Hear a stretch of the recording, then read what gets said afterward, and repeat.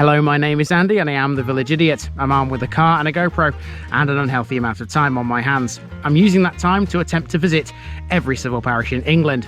You're watching the Erewash series. Erewash is one of the 9 subdivisions of the county of Derbyshire. There are 14 civil parishes within it. Let's see which one we're in today.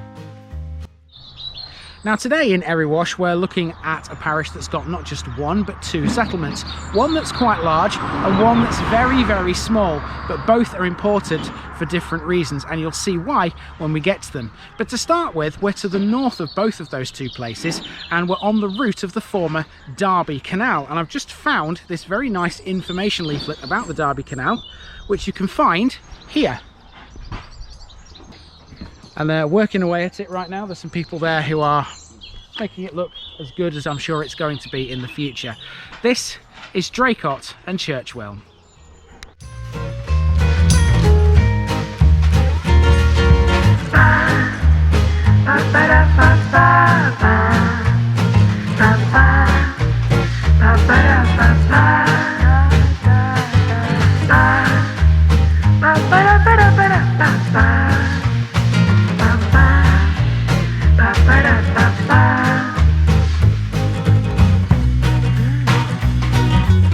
Here's my disclaimer for people who may be watching me for the first time. I say things as I would in my native accent and dialect.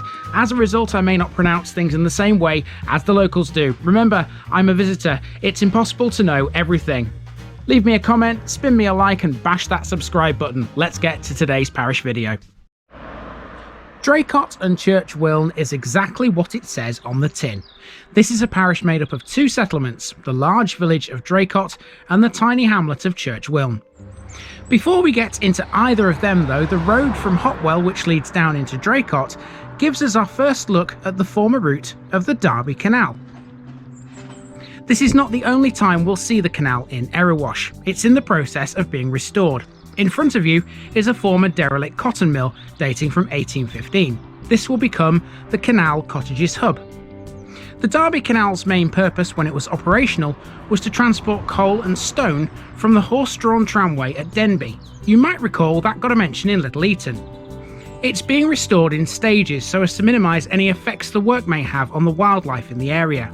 This part of the canal we're on is at the end of a section known as the Golden Mile.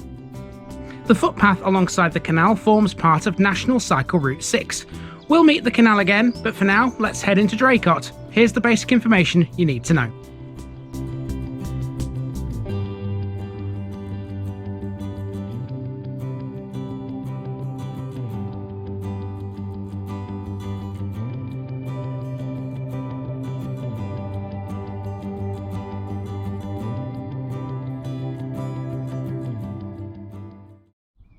Heading south into Draycott, there's a couple of things to cover before we can even start walking around. On Hopwell Road, we have a cemetery, which was founded in 1901. Notable graves in here include Private Lewis Hinds of the Yorkshire Regiment, who died in 1920 and is buried in the same plot as his father Joseph, who outlived him by 5 years. From the cemetery, you can see a round house, which I thought may have been an old windmill. Arguably, it was the next thing though that made the trip into the cemetery worth it. It's an old well, and there's a water pump, not too dissimilar to ones we're used to seeing. Normally though, they're old and no longer work. This one bucks that trend. Right, we've seen plenty of water pumps like this on the channel before, haven't we? Now this one actually works. There's a sign here that says, "Use of the well pump, please push and pull the lever halfway only and be gentle with it to avoid it getting stuck." I've just had a little play with it, so I'll show you what happens. It's pretty obvious what happens. Water comes out. There we go. Being as gentle as I can. So I imagine at one time this well would have been like a supply of drinking water for the area. Possibly, and it's been restored and now it's used in this cemetery, I imagine, for people to use for the flowers. That's really good, that. The cemetery is right next to this railway line. This is the Midland Main Line, a major railway link between London and Sheffield via Nottingham. Network Rail describe it as Route 19.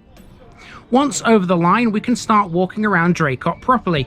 The first major landmark is Draycott Primary School, which was undergoing some remedial work during the Easter break. Draycott lies around 6 miles east of Derby and 3 miles southwest of Long Eaton. For what appears to be a small village on the map, well over 3,000 people live here. The name Draycott derives from the resembling words dry coat. It was once an industrial town, famed for the Victoria Mill, which still stands, and we're heading towards it. It remains as lively as ever despite the fact that the industry has disappeared. It's a thriving village if truth be told, one that seems not to have lost any of its community spirit. Probably just as well then that there's more than one of these around. The parish notice board now displays one of my cards. Here come the demographics.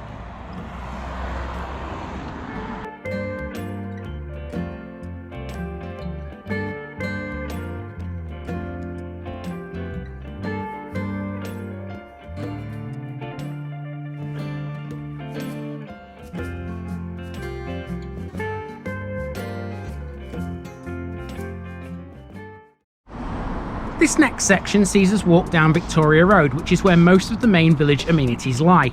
In front of us here, right next to the parish notice board, is a public toilet block. Draycott has a number of pubs. The route passes at least 3.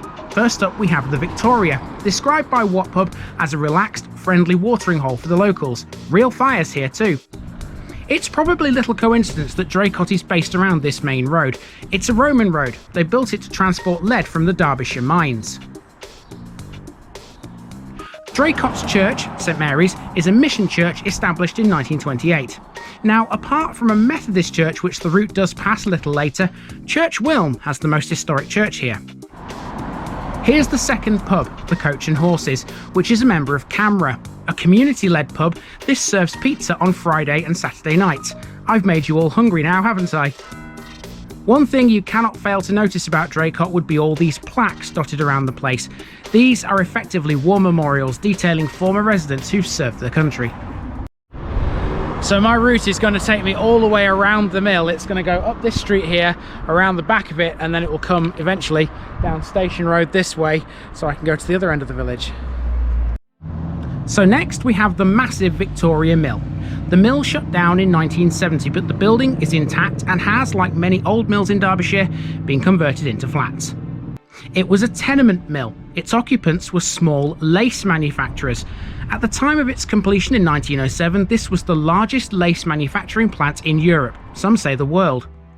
The 4-storey building with its green copper-capped ornamental clock tower still dominates the skyline, making this without a doubt Draycott's most recognisable feature by some distance. If you're after a flat in the village but don't fancy a flat in Victoria Mill, Cowslip Meadow might be more your speed. These are modern flats pretty much dead opposite. Using Villa Street and Harrington Street, we're walking around Victoria Mill to get back to Station Road. It's clear from everything you've seen so far how much Draycott has changed over time. Originally a Mercian village whose importance relied much upon a river crossing and agriculture, Draycott has now evolved into a largely dormitory village via the Industrial Revolution.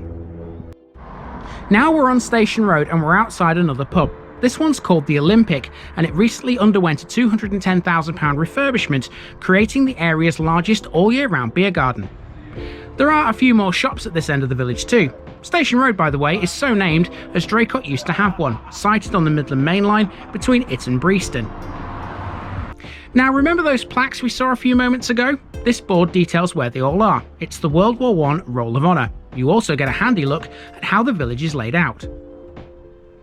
All that's left to see up this end of the village is a pharmacy and a few more shops before we get to Lodge Street, where we start to explore some of Draycott's more residential areas. Just time to tell you a fun fact I discovered about the people who live here. For some reason, Draycott people are traditionally known as Neddies.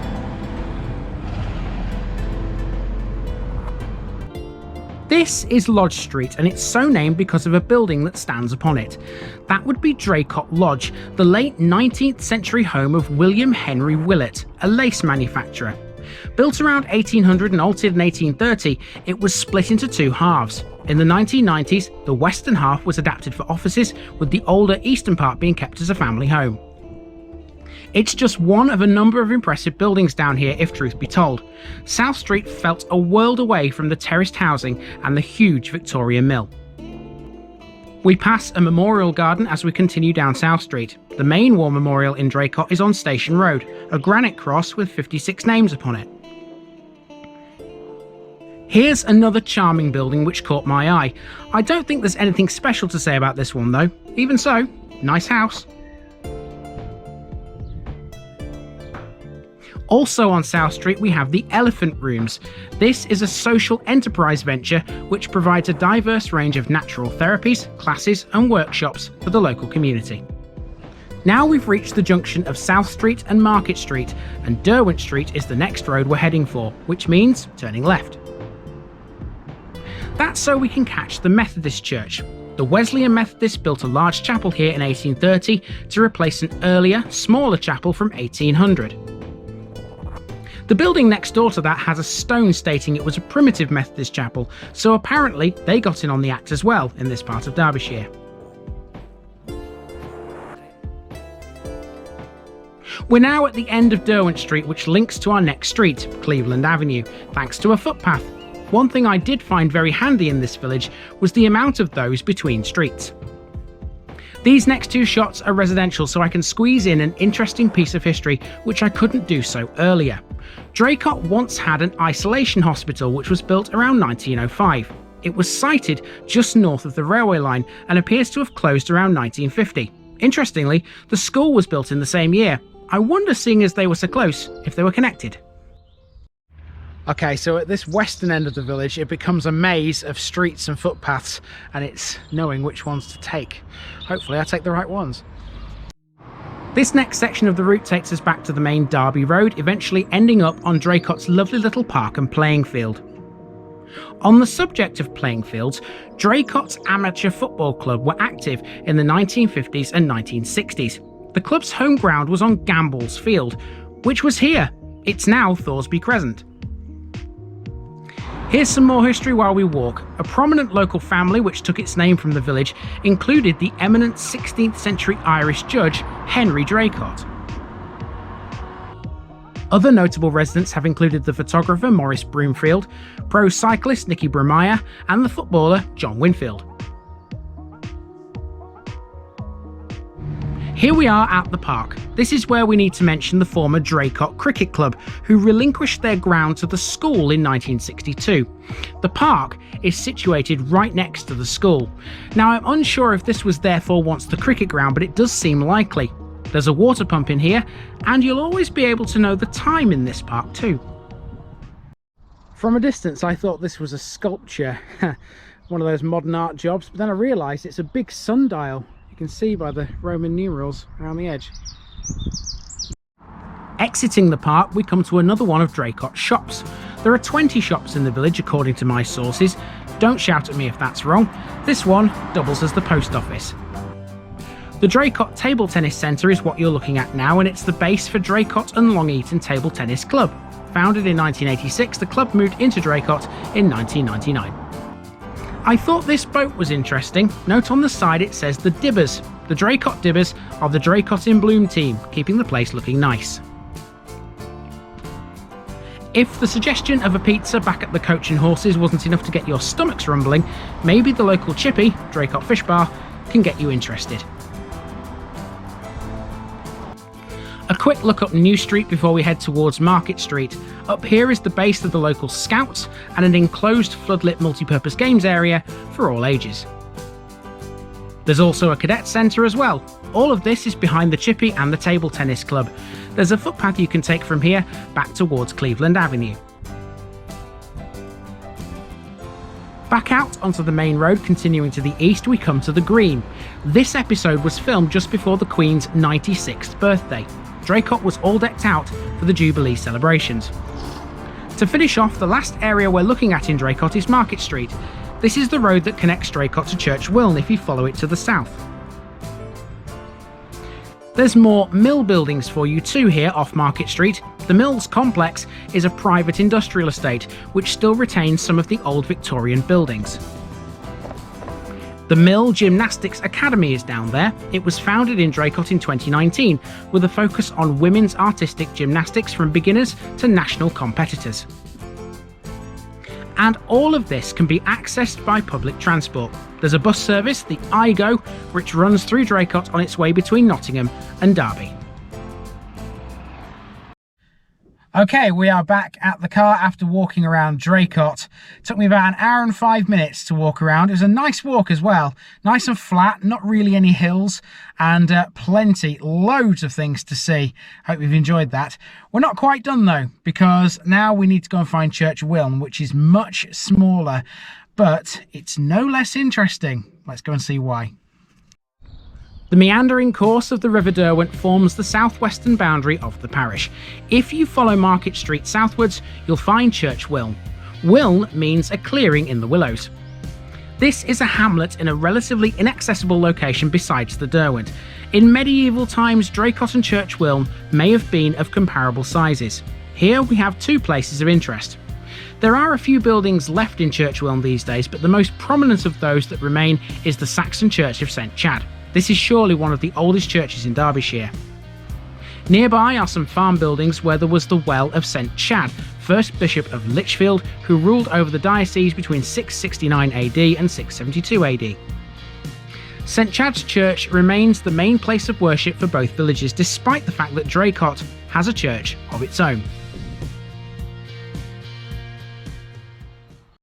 Now, I was about to suggest that this flat cap you can see here on this bench, someone had just left it behind after sitting here, but then I read this. The bench is in loving memory of Audrey and George Keeling, and I wonder if that was his flat cap and it's there purposely. Whilst Draycott grew much larger because of its better communications, Church Wilne declined. The story of how and why it did so is neatly told on these boards by the church.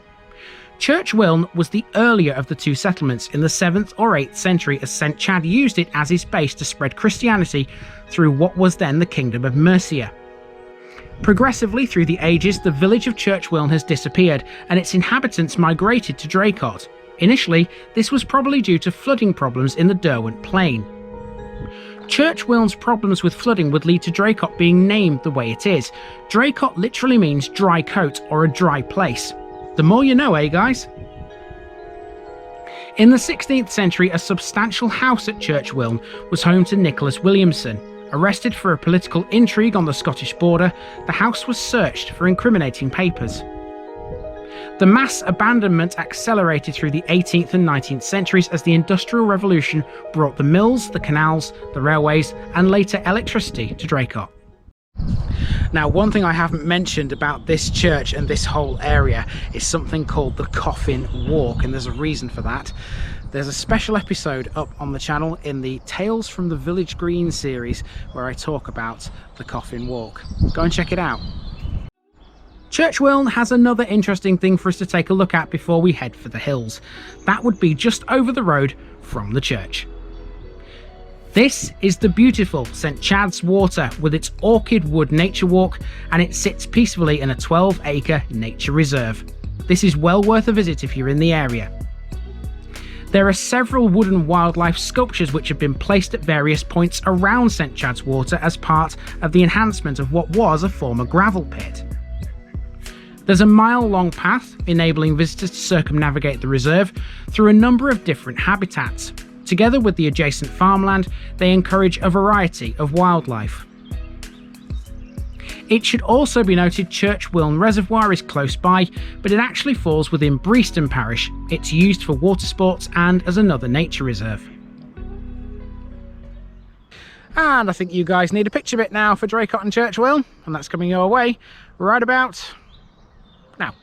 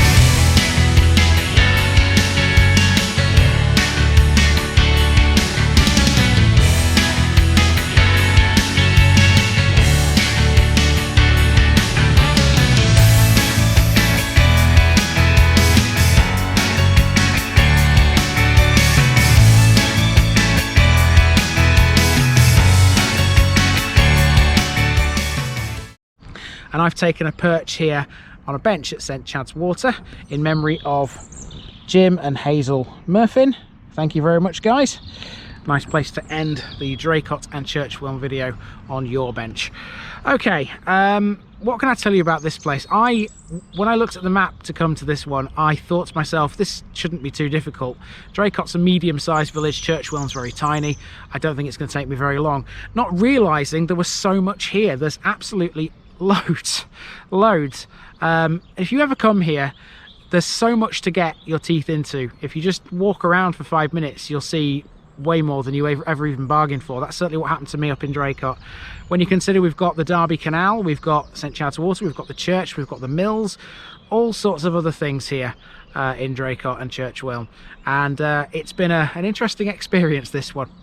I mentioned the Coffin Walk earlier, and my next place is where the Coffin Walk begins, and that's the next episode in Erewash. But for now, this has been the parish of Draycott and Church Wilne, and I've been Andy, also known as the Village Idiot, and